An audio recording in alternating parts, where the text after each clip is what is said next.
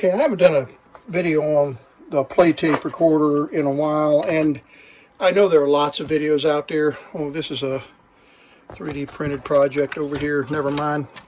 We won't talk about that. But the Playtape printer, Playtape player, and I've got a whole collection of these tapes. This is just a handful I grabbed to show you, and I had to repair them, so I've taken them apart. But they're little 2 tracks compared to an 8 track, and compared to a cassette. There's the cassette. So the 2 track came out before the 8 track, and it was popular. It had 2 tracks, 2 channels that would play, and it was continuous play. And this one is actually a pretty good tape. I've put new foam in here so that it would actually touch the heads. This Louis Armstrong tape is missing the foam, so we'll have to put new foam in there. But it is intact, and all of these play, and some of these have new foam or felt. I replaced the foam or the felt, except for this one, this Nat King Cole. There's some Glen Campbell. Oh man, I got a whole bunch of them. And some of them are brand new, never been taken out of the wrapper. But these are some of the ones that I've repaired the broken tape and all of that. The tape is the same width as a cassette. As you can see, the tape itself.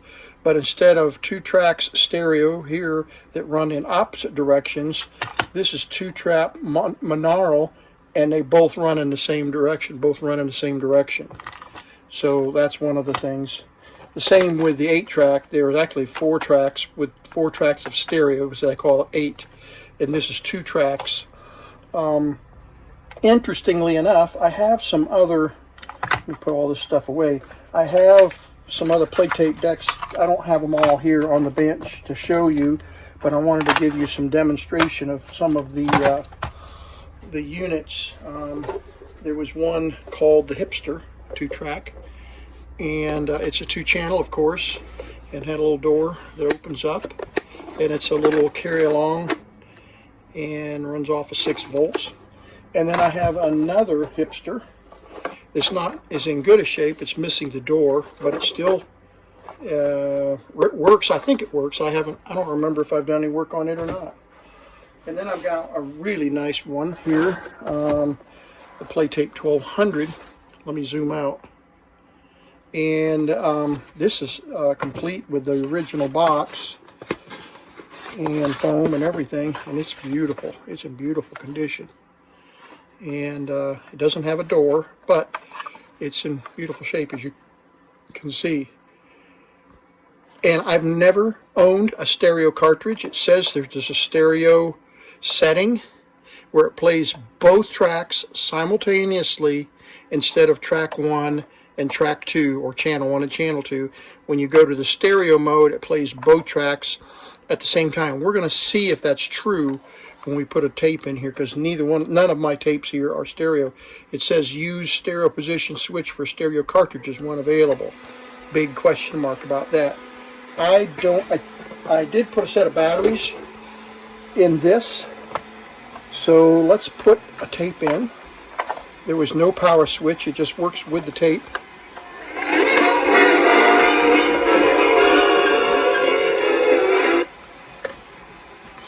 Okay, sorry about that. I got the supper call. All right, so this is, I'm printing something in the background, what that noise is. Can you hear 2 channels?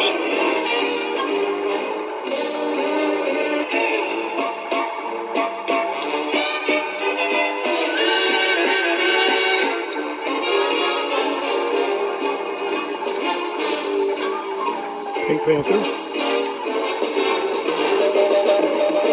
And then both of them.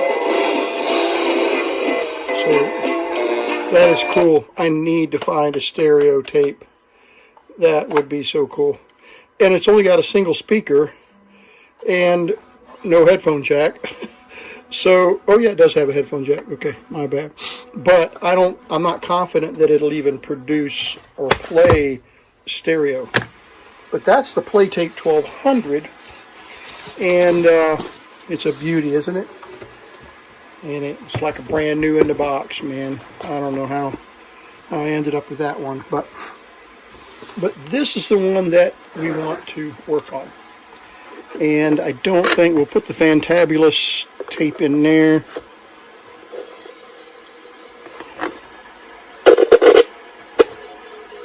No audio. Well, barely have any audio. So we may have some capacitors that are bad. We definitely need to clean up the volume control. So let's pop the batteries out.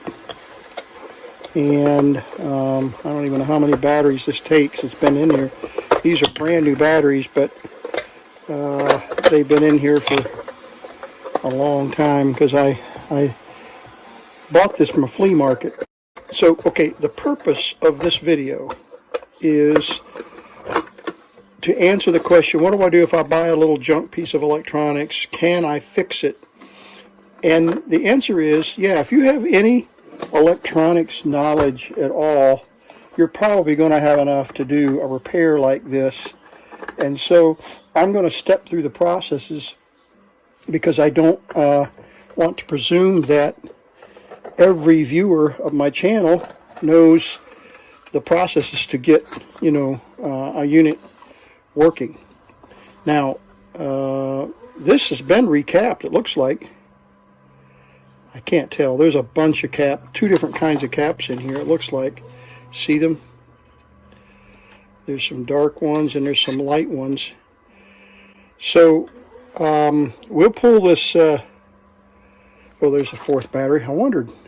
Okay, so let's pull this out and let's look at what caps we have here.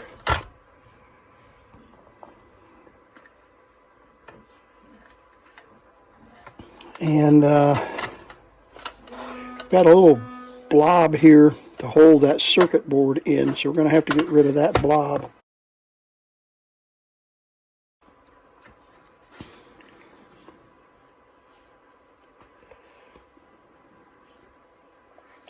If we heat it, should be able to slide this board out. There we go. Okay, yeah. All right, and we'll just turn this upside down. Oh yeah, this has had some work done to it, and I don't think I did the work because I don't remember working on this one. But we've got some 2 or 3 brands, 2 different kinds of caps in here. Okay. And we can get to the volume control. So let's spray the volume control. And then we'll put the batteries in it, and then we'll try to bridge these caps. And I'll show you how to do that.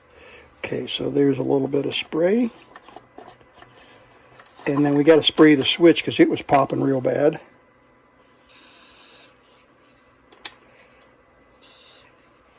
Okay. Okay.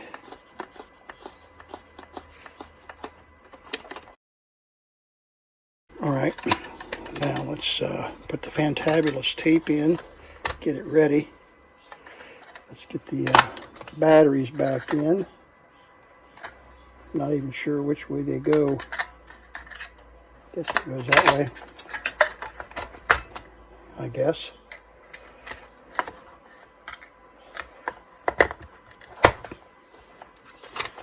Yep, apparently it does.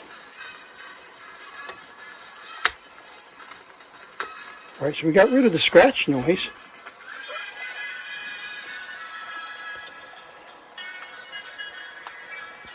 Belt's in good shape. Alright, so we'll bridge, let's see, we'll bridge that one right there at the audio output transformer and see if that's it. Shorting, I don't know. Got to be careful here while it's running. Just short things out. There it goes.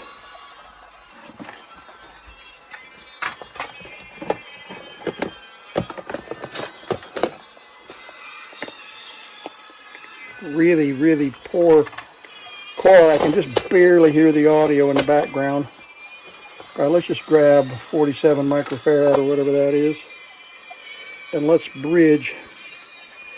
Let's see if we got which side is negative. Okay, so it's a positive ground. So we'll go this way. Okay, turn the volume all the way up. It's all the way up. Okay. So it's not that cap, because that one is okay.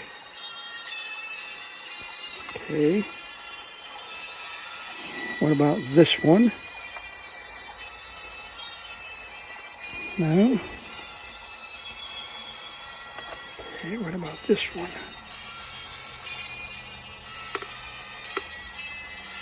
No. What about this one? No.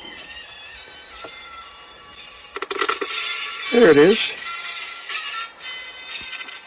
Okay, so that one's bad. And that means this one's probably bad. I need to shorten that lead.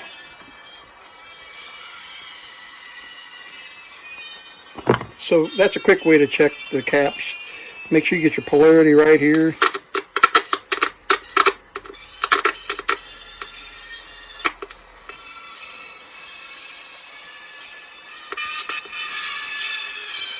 Right, there's one there. One there. One there. There's one there.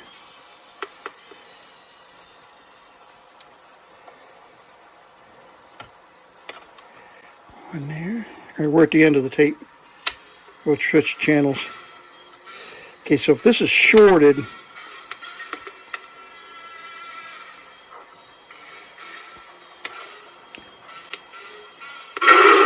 there it is.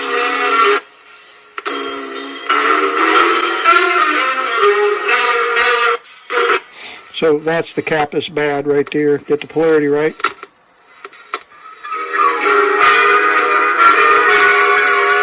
Alright, so that's, let's pull the tape out. So that's the cap that's bad right there. And wouldn't be a bad idea to take that one out too. So let's get the polarity right. Positive is that direction right there, and this is negative. So this is positive, and this is negative. So let's pull it out. A couple ways to do this. You can get some desoldering wick, and just take a good soldering iron. This is a RF soldering iron, and we'll take a medium tip, and we will let's pop the battery out, even though the power's not on because of the switch. We'll take it out.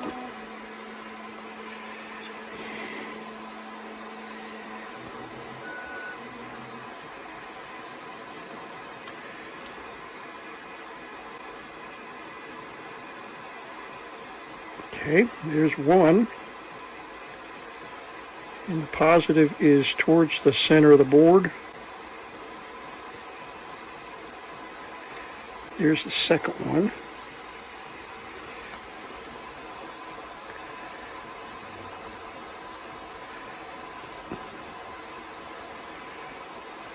Okay, there we go. Now we can just pull it out.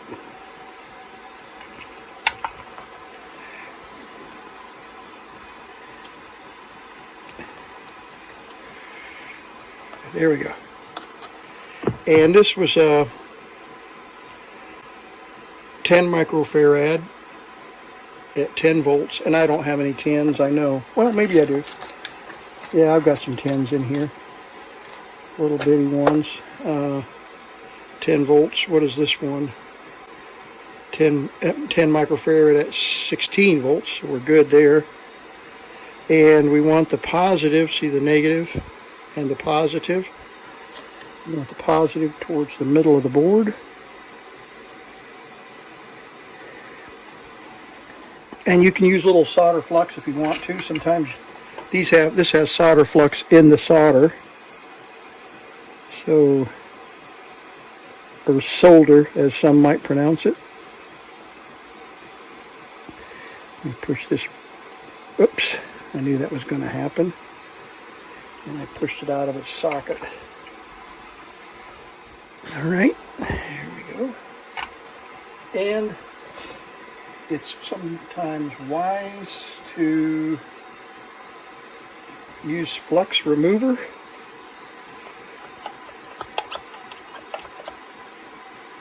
And remove the flux so it doesn't continue to corrode the circuit board. Okay. All right, so let's lay this back.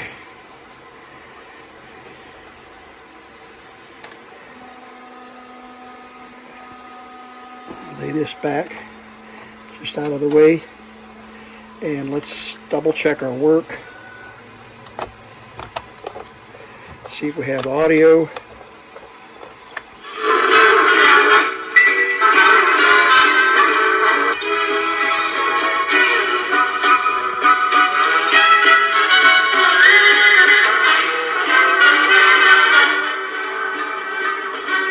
All right, so there we go. One cap. And I am not going to. What you could do is go ahead and replace all the rest of these that are the light gray. Since I have audio and the video, I want the video to be short. I'm going to stop right there. But you probably wouldn't be a bad idea if this was a customer's radio or unit. Wouldn't be a bad idea to replace all the caps and be done with it. Okay, so we've got a screw and washer, and that is ground to the ground of the frame, so it needs a little washer on there. As you can see, it's going to ground it to the frame of the radio or unit, so that's why we want a good connection there. Okay.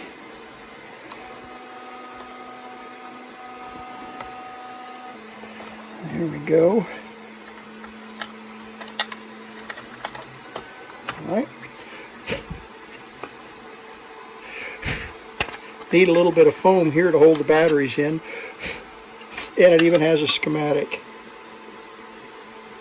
So we replaced that 10 microfarad cap, which was, I don't see it. That one right there. It went, so you had the preamp and then the amplifier. And that was the one that bridges the audio off of the volume control over to the transistor. See that? You don't always get it. So there's a volume control, there's the center tap of volume control, goes up through that 10 microfarad cap and into the base of this amplifier, which then amplifies, magnetically couples the signal, both positive and negative of the waveform, into the speaker through this push-pull amplifier. Okay. So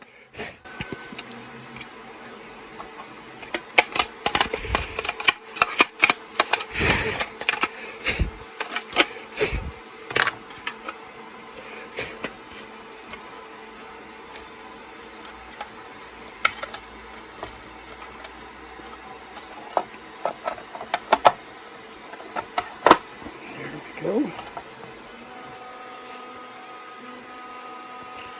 And so the point being that yes, not all of your repairs are going to be this easy, but many of the repairs will be this easy.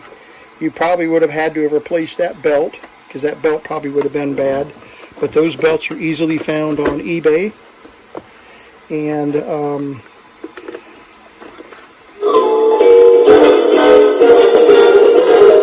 Pink Panther. What's new, Pussycat? Okay, so Nat King Cole, there's no felt on that Dr. Zhivago. We can't play much of that.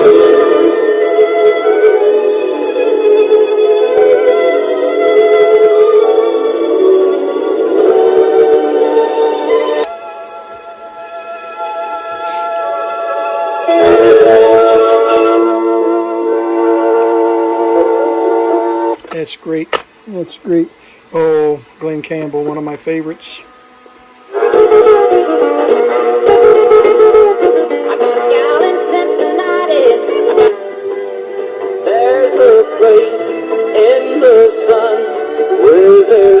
All right, don't want to get flags on it. Then here's another Glenn Campbell, Gentle on My Mind, etc.